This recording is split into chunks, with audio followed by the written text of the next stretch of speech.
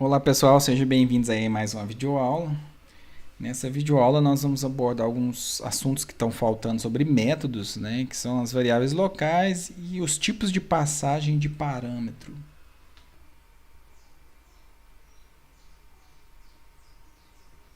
Bom, e o primeiro ponto que nós vamos conversar é sobre variáveis locais. Na verdade, eu quero apenas reforçar alguns pontos que a gente já conversou nas videoaulas anteriores. Bom, então aqui eu tenho três exemplos de métodos em que eu chamei de imprime várias linhas. A gente vai passar como parâmetro aqui, né, uma quantidade de linhas. E o que nós estamos fazendo? Estamos fazendo um laço de repetição aqui, ó, né, enquanto o i for menor ou igual a essa quantidade de linhas que foi passada como parâmetro aqui. Então, aqui a gente tem uma variável local, né? Então, é uma variável de controle do laço, que a gente chama de i. Então, o i vai começar do 1, né? E esse i ele vai sendo incrementado aqui, ó, até que ele chegue, né, ao limite de linhas que devem ser impressas. Então, eu tenho essa variável local i. Nesse outro método que a gente simplesmente, ó, mas retorna, né, o nome de um aluno. Então, eu criei um nome fictício aqui, né, Tião José Silva.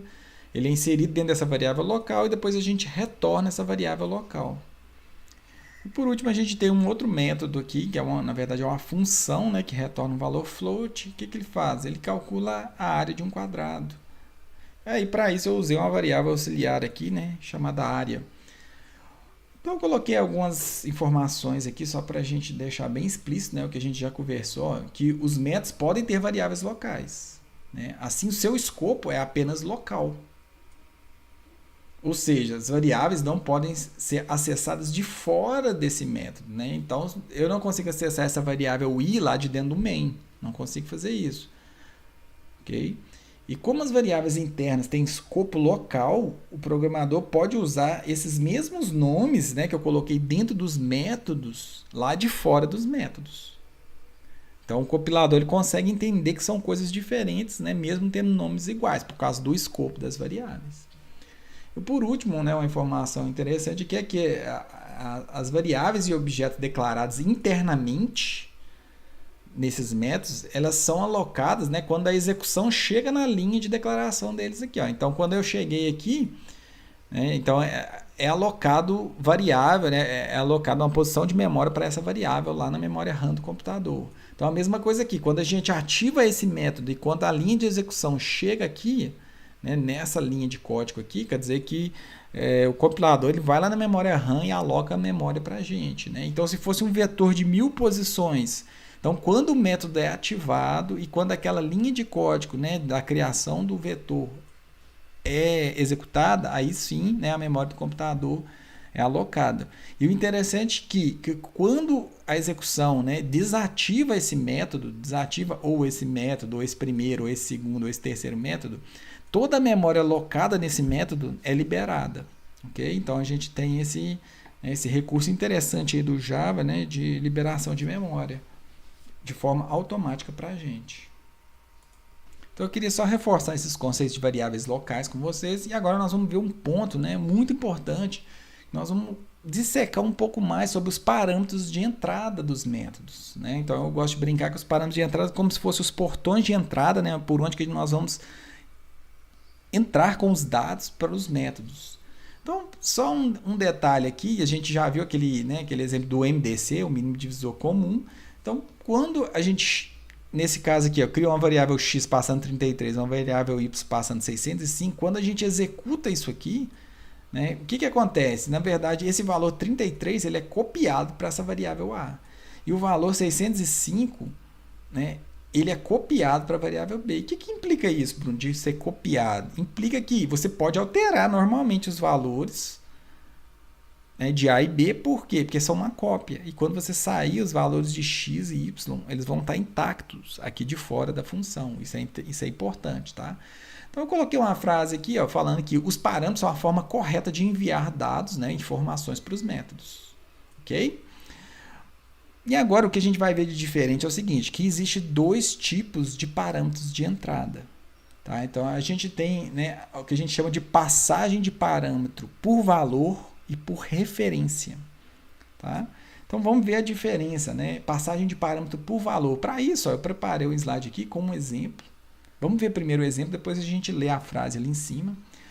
Criei um método simples aqui, ó, em que a gente chama de incrementa, onde eu vou passar um valor x e eu estou incrementando o valor de x, tá vendo? E estou jogando o valor nele mesmo, né? Então eu estou criando um acumulador aqui, né? A gente está incrementando o valor. Então o valor que tinha ele vai receber mais um e eu, né, substituir o valor antigo por esse valor incrementado. E para a gente testar, para ficar interessante, eu imprimi esse valor aqui, tá vendo? O valor de x dentro do método. Quanto que vale o x? E eu retorno esse x. Vendo que interessante? Então, é um método bem simples, né, em que simplesmente incremento o valor, imprimo e retorno o valor incrementado. Agora, olha que legal. Vamos parar para pensar um pouco. Eu comecei o valor de x dentro do main. Então, eu comecei um valor de x com 10. E mandei imprimir o valor de x. Eu até coloquei o nome aqui, ó, valor de x antes da chamada do método. Então, aqui é bem tranquilo da gente entender que o valor impresso vai ser 10. Repare aqui para vocês verem, ó, onde que está o mouse aqui. Então, imprimiu, né, a primeira coisa a ser impressa é o 10. Ok? Até que eu chamei o método incrementa passando essa variável x. Repare que nesse exemplo eu estou usando até o mesmo nome de variável. Está vendo que aqui é uma variável x e aqui também é uma variável x? Mas lembre-se que são coisas diferentes, né? Essa variável x ela está no escopo do main e essa variável x ela está dentro do incrementa. Ok? Então, por mais que tenha nomes iguais, são coisas diferentes lá na memória RAM do computador. Ok, chamei o método incrementa com valor de 10. A gente incrementou 10 mais 1. O que aconteceu? A gente tem um valor de 11 aqui agora. Então, a segunda impressão, a gente imprimiu o valor de 11. Ok? E eu estou retornando esse valor de 11. Né? A gente fez o return. Só que repare que hora nenhuma aqui eu busquei esse retorno. Eu não criei uma variável que, tipo, resultado recebendo um retorno dela. Né? Então, ou seja, eu perdi esse valor do... Né, que foi retornado. Para mim, nesse exemplo aqui, não era importante. Tá? O que é o importante aqui? Ó? Que eu estou pedindo para vocês aqui, ó, imprimir, tá vendo aqui? Ó, pedir para o programa imprimir o valor de x depois. E aqui que tem, né, o grande tchan aqui desse slide. É o seguinte, na hora que a gente imprimir esse valor de x, vocês podem pensar que a gente vai imprimir e o valor seria 11, porque eu incrementei o valor 11 aqui, né? Eu incrementei o valor x aqui dentro. Mas aí que vem, né, a grande diferença. Esses parâmetros que a gente usa normalmente com os tipos primitivos de dados em Java, todos são o que a gente chama de passagem de parâmetro por valor. Tá? Então, por incrível que pareça, quando eu imprimir esse x aqui, ó, o x não vai ser 11, não vai valer 11. Na verdade, a impressão, como vocês podem ver aqui, ó, o valor é 10. Por que disso? Né? Porque tudo que eu passo como tipo primitivo de dados aqui para uma função, na verdade os dados são copiados e eu não realmente passo a variável em si. Então, quando eu alterei esse valor de x mais 1, eu estou alterando os valores da cópia. E como hora nenhuma eu busquei o valor do x aqui no main, né, esse valor incrementado ele se perdeu. Então, o que eu imprimi aqui, na verdade, ó, foi o x. E o x aqui dentro do main, quanto que ele vale? Ele vale 10. Hora nenhuma aqui no main eu mexi nele, certo? Vamos ler aqui para ver se fica mais claro. Olha para vocês verem. A passagem de parâmetro por valor, o que acontece? Né? Que quando o conteúdo passado dessa forma for alterado dentro do método, que é o que aconteceu, né? Então eu alterei o valor dentro do método, essas alterações não são refletidas fora dele. Por que disso? Porque em Java todos os tipos primitivos de dados são passados por valor, ou seja, são copiados. Eu só passei o valor, eu não passei a posição de memória em si. Então, se eu não passei a posição de memória em si, o método ele não consegue mudar o valor original, ele só consegue mudar o valor copiado.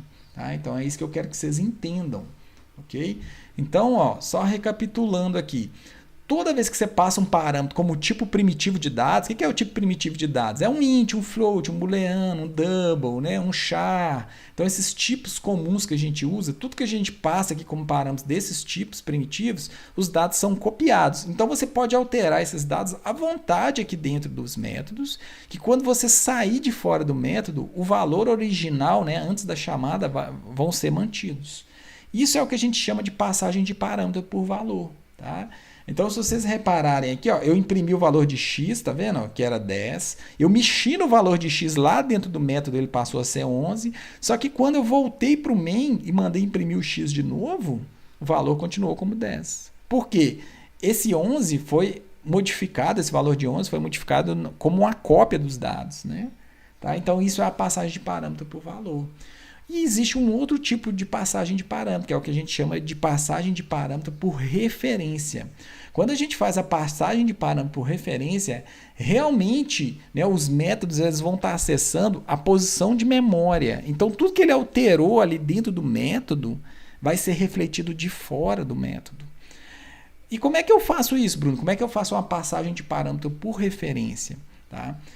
Em Java, né, isso é exclusivo da linguagem Java, todos os vetores e todos os objetos que você passam são passagem de parâmetro por referência. Então, toda hora que você passar um vetor, se você alterar o vetor dentro do método, você vai estar alterando ele de fora do método.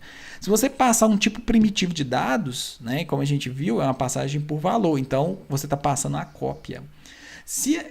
A gente ainda não aprendeu, né, a trabalhar com classes, com objetos. Quando a gente aprender isso, você passar um objeto como parâmetro, né, aí também você está passando a posição de memória. Então, tudo que você alterar no objeto lá dentro do método vai ser refletido de fora.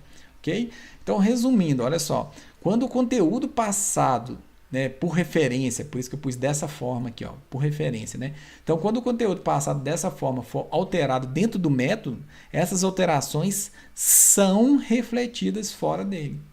Em Java, todos os objetos e vetores são passados dessa forma. Ou seja, todos os elementos que você usa a palavra new para criar um objeto, né, para criar algum elemento, tudo que você alterar ele dentro do método, ele vai ser alterado lá de fora do método, ok? Então, para isso, ó, eu fiz um exemplo aqui em que a gente criou uma função que a gente chama de inicializa vetor. O que é inicializar vetor? É zerar ele. Tá vendo que era um vetor de inteiros? Olha o parâmetro de entrada. Ok? E reparem que eu coloquei um tipo void aqui. Vocês lembram que eu falei que void não retorna um valor? Mas olha que interessante, eu não estou retornando valor nenhum, mas eu estou zerando esse vetor aqui. Ó. E quando eu sair de fora dele, por ser um vetor, mesmo eu não retornando nada, o vetor vai estar alterado. Tá? Então, repare aqui no método main. Eu criei um vetor bem pequeno com 3 números. Ó, o número 10, o número 20 e o número 30. O que eu fiz? Eu imprimi esse vetor, né? A gente imprimiu esse vetor aqui, usando inclusive aquela função que nós criamos na última videoaula, ó, que é transforma o vetor em texto. Então, você imprimiu o vetor aqui. Repare que eu até coloquei uma imagem aqui. Nós imprimimos o 10, o 20 e o 30. Viu que interessante? O que eu fiz? Chamei o método aqui, ó, de inicializar vetor. O inicializar vetor, eu passei esse vetor x para ele. Então, quando eu passei esse vetor x, né, eu realmente estou passando a posição de memória. Então, essa variável vetor vai estar acessando a mesma posição de memória desse vetor x. Não é uma cópia, é realmente o próprio vetor x. Tá? Então, como eu zerei o vetor, na verdade, eu estou zerando o vetor x aqui. Ó. Então, por isso que quando eu mandei imprimir novamente, repare aqui na imagem, onde que o mouse está, mesmo de fora do método, né, mesmo dentro do método main, tá vendo? O valor agora está zerado. Então, eu modifiquei realmente esse vetor x lá dentro do vetor inicializa vetor. Tá? Então, isso que foi feito. Então, isso é uma passagem de parâmetro por referência. É muito fácil, pessoal, da gente aprender isso. Quando você passa um tipo primitivo de dado para um método, você sabe que ele não vai ser modificado. Né? Então, lá no método main, você fica tranquilo que se ocorrer alguma modificação em algum outro método, você sabe que no método main aquele valor vai prevalecer. Agora, quando é a passagem de parâmetro por referência, ou seja, vetores e objetos, tudo que você alterar dentro de um método vai ser refletido lá no main, né? Ou no chamador desse método. Então, é bem tranquilo da gente entender. Tá? Então, analisem esse código aí com cuidado e analisem aqui as impressões, ó, né? Que vocês vão ver que é exatamente da forma que eu falei. Ok? Bom, então, entendido A grande diferença das passagens de parâmetro, né, de entrada, a gente tem a entrada por valor e a gente tem a entrada por referência, onde, né, o tipo de parâmetro de entrada por valor, os dados são copiados, você pode modificar eles à vontade em um método, e de passagem de parâmetro por referência, né, onde os dados eles são, né, você realmente está alterando o dado original, né? Nós vamos fazer alguns exemplos. Entendido isso, nós vamos fazer alguns exemplos, né? Vamos começar com alguns exemplos simples, né? E a gente vai incrementando isso aí, né, no decorrer das videoaulas, ok? Então, para isso eu colei um exemplo aqui para a gente fazer, ó, né? Vamos começar para a gente esquentar. Então, crie uma função. Se está falando que é uma função, você sabe que tem um retorno de dados, tá vendo? Então, crie uma função que receba o valor do produto e a porcentagem de desconto do produto. Então, aqui também a gente já tem, ó, os dados de entrada dessa função. Então, é uma função que recebe o valor do produto e a porcentagem de desconto. E essa função ela vai retornar o valor do produto considerando esse de desconto. Olha que interessante, né? Então, uma função bem tranquila da gente criar aí. Então, vamos usar a palavrinha publicStatic, que é o que a gente sabe até agora. Se é uma função, vai retornar um preço de um produto. Preço geralmente tem casa decimal, então podemos colocar como float. Ok? Vamos dar um nome para esse método. Calc desconto. Desconto. Quais são os dados de entrada? Gente, né? Vamos ter duas coisas para entrar: o valor e o desconto. Olha para vocês verem. Vamos tipar, né? Nós temos que tipar isso aqui, ó. As duas coisas podem ser float. Então, float e float. Olha que facilidade. Agora vamos criar o corpo do nosso método. Abri e fechei, né? Chave. Lembrando que como é uma função, se vocês quiserem colocar o return 0 aqui, ó, né? Para assumir esse erro, ok. Vamos calcular o valor de desconto, né? O valor daquele produto, né? com desconto. Então, nós temos aqui, vamos criar uma variável auxiliar. Isso é opcional, ok? Em que a gente vai pegar o valor do produto, isso, vezes o desconto, a variável desconto. Isso aqui a gente pode dividir por 100. A gente já aprendeu esse tipo de cálculo, né? Lá nas primeiras aulas de algoritmo. Eu posso pegar, então, eu vou pegar esse valor menos, né, o desconto que eu tenho aqui, né? O valor aplicado ao que eu tinha aqui. Ok? Depois é só retornar o AUX. Primeira função, ó, criada com sucesso. Eu disse que essa variável AUX é opcional. Por quê? Talvez você não queira usar uma variável auxiliar. Você já pode vir direto aqui, ó, copiar esse valor aqui, né? Vou copiar esse código aqui e dessa vez eu não vou usar uma variável auxiliar, só para vocês verem como é que se faz, ó. Ok? Então, eu tenho aqui o valor do produto menos o desconto aplicado a esse produto. E o cálculo dessa expressão vai ser retornada. Então, aqui eu ganhei uma linha de código. É importante frisar que toda vez que você usa a palavra return, você não precisa colocar, né, aquele sinal de atribuição. Porque ele já sabe, né, o compilador sabe que você está retornando o valor. Pronto, ó, então eu tenho aqui, né, uma função que a gente pode usar aqui sem grandes problemas. Como é que eu faço isso? Né? Vamos usar essa função. Então, vou pegar essa função aqui, lá dentro do método main, né? Depois de tudo que a gente já tinha feito aqui. Okay? Eu vou chamar, então, vamos criar uma variável aqui, float. Essa variável float, eu vou atribuir um valor para ela, vai ser o valor do produto. Então, vamos colocar um valor aí de R$2.000. Certo? Eu vou pegar um desconto, que vai ser um desconto de 10%. Ok, podemos chamar agora a nossa função, que é calc desconto, passando justamente essas variáveis. O retorno disso aqui você pode jogar numa variável ou você já pode imprimir diretamente. Vamos imprimir isso aqui diretamente. Eu vou dar um salt. Já vou imprimir o valor disso aqui. Então, a gente vai ver quanto que é o produto com 10% de desconto, né? Então, vamos lá, vou executar. Olha só, então, R$1.800, né? Então, era 2.000. Você aplicou o desconto de 10%, que dá R$200. Então, 2.000 menos 200 dá R$1.800, né? Então, o cálculo está correto, ok? Vamos para um segundo exemplo. O segundo exemplo diz o seguinte, ó, cria um método que simplesmente imprime as seguintes opções do menu. Você quer simplesmente imprimir. Se você não quer retorno, né? Olha para você ver, repare que não tem retorno nenhum. Né? Só está falando, simplesmente imprime. Tá vendo que é uma ação? Né? Então isso aqui vai ser um procedimento. Então vamos lá. Se é um procedimento, eu vou colocar a palavrinha public static. Se é um procedimento, a palavrinha void. E eu vou chamar esse método de menu. Não tem parâmetro de entrada nenhum. Tá? Vou abrir e fechar, né, as chaves aqui. Ó. Ele simplesmente está pedindo para imprimir um menu com essas opções aqui. Ó. Então, tem a palavrinha menu, ó, e eu tenho 4 opções. Então, nós vamos ter 4 saltos aqui, né? Na verdade, 5 saltos. Ó. Então, eu vou até já colar eles aqui. Então, nós temos 4 e 5. E vou colocar essas opções, né? Aqui. Então, o primeiro é escrito menu. Olha só, aí a gente pode copiar e colar cada trechinho de código aqui, ó, para a gente não ter que ficar digitando. Então, ok, lista, por listar, né? Listar produto e sair do programa. Legal. Se eu tenho esse menu, então eu tenho um procedimento que chama menu. O que eu posso fazer? Eu posso chamar ele lá no método main. Então, criado aqui, simplesmente vou chegar aqui no método main e vou chamar a exibição desse menu, né, pela chamada do método. Olha o tanto que o meu código fica limpo, né? Vou executar. Isso aqui vou entrar com um dado. Olha só que interessante, apareceu aqui o menuzinho.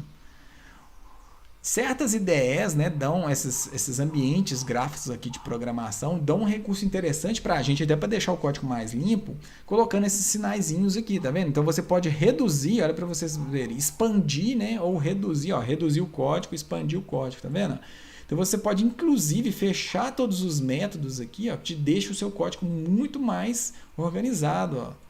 Então, estou fechando todos os métodos, tá vendo? Ah, eu preciso de ver o que é somar. Então, clica no mais, vocês conseguem ver aqui. Praticamente todos, né, esses ambientes integrados de programação, como é o NetBeans, como é o Eclipse, né, eles têm esse tipo de recurso aqui para a gente, tá? Ok, vamos para o último método. Ó, cria um método que recebe um vetor de números inteiros. Inverte os números, né, desse vetor, ou seja, o que está na primeira posição vai para a última, entenderam a ideia? Então eu quero inverter, né? Então vamos colocar até um exemplo aqui, ó. Exemplo, se você tem uma entrada com um vetor com esses números aqui, ó, a saída vai ser 3, 2 e 1, ok? Então essa aqui é a ideia. Lembrando que, como é um vetor, a passagem de parâmetro aqui é por referência, ou seja, se você modificar esse vetor original, você vai modificar o vetor, né, para sempre, ok? Então vamos lá, vamos criar um método aqui, ó, public static void inverter vetor. Você vai passar o vetor aqui, né? Então, cria um método, ó, que receba um vetor, beleza? Então, se tem que receber um vetor de inteiros, ó, vamos criar um vetor de inteiros aqui, ó. Vou chamar de v, tá? Então, o vetor original vai chamar v. E inverte o número deles. Aqui ele não, né? O exercício hora nenhuma mencionou se a gente poderia modificar, né, esse vetor original ou não. Então aí vai do seu interesse, se você quer modificar esse vetor original ou não, ok? Bom, para a gente inverter um vetor, eu vou percorrer até a metade do vetor, né, e vou inverter sempre, por exemplo, a primeira com a última posição, a segunda com a penúltima, né, a terceira com a antepenúltima. Então essa aqui vai ser a ideia. Vamos até colocar mais um número aqui, né, para ficar mais claro.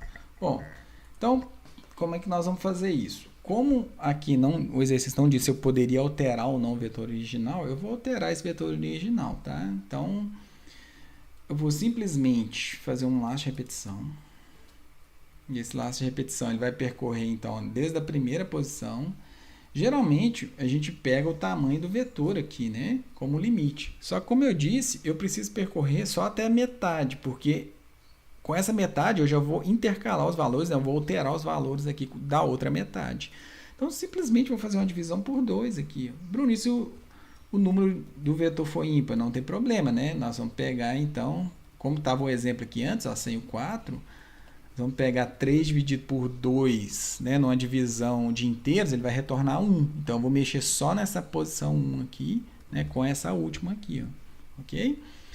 Bom, uma outra informação que eu vou precisar para esse algoritmo vai ser pegar o tamanho do vetor. Eu vou precisar disso aqui, ó. Então eu vou usar uma variável aqui chamada limite, e essa variável limite vai receber o length. Então nós vamos pegar o length dele aqui, ok? E agora é muito tranquilo, né? O que eu vou precisar de fazer para inverter esse vetor? Eu vou precisar de uma variável auxiliar. Então eu vou até declarar ela aqui dentro do laço, toda hora eu vou ficar redeclarando ela, né? Para instanciar ela novamente. Eu vou pegar o vetor, o v na posição i, e vou armazenar ela na variável auxiliar. Por quê? Por que eu armazenei ela na variável auxiliar? Porque eu vou pegar, por exemplo, se for o primeiro elemento, né, eu vou pegar o último elemento e jogar nessa primeira posição. Então, para eu não perder o valor dessa primeira posição, eu joguei aqui, né, ela numa variável auxiliar primeiro. Ok, como o valor está salvo, então agora eu posso substituir o valor que está aqui. Ó. Tá? Com o quê? Como é que a gente pode fazer? Eu vou pegar o vetor v, e nós vamos pegar esse limite, né, que tem o tamanho menos o i. Na primeira vez, o i vai estar valendo 0, então eu simplesmente vou estar pegando a primeira posição. Né? Então aqui é até interessante a gente fazer o quê? O menos 1 também. Né? Eu não coloquei o menos 1 aqui, porque a gente sabe que o índice começa do 0, então vai do 0 até o elemento menos 1. Então olha só que interessante, eu peguei, vamos supor então que o i está valendo 0. Então na posição 0 do vetor, eu estou pegando e jogando quem? O limite, né? Porque o limite menos 0, olha o i aqui.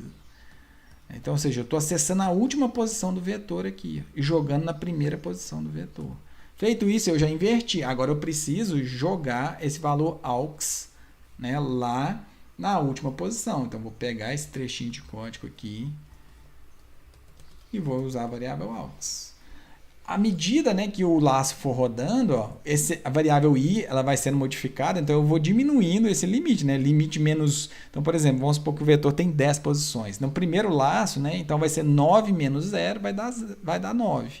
No segundo já vai ser 9 menos 1, né, porque o i está valendo 1. Depois 9 menos 2, então eu vou diminuindo, né, esse valor aqui de acordo com a variável do i aqui.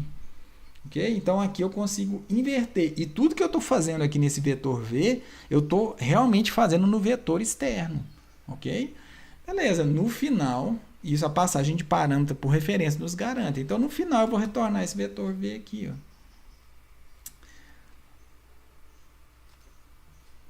Nesse caso, né, como eu não coloquei o retorno, né, nem vou precisar do return.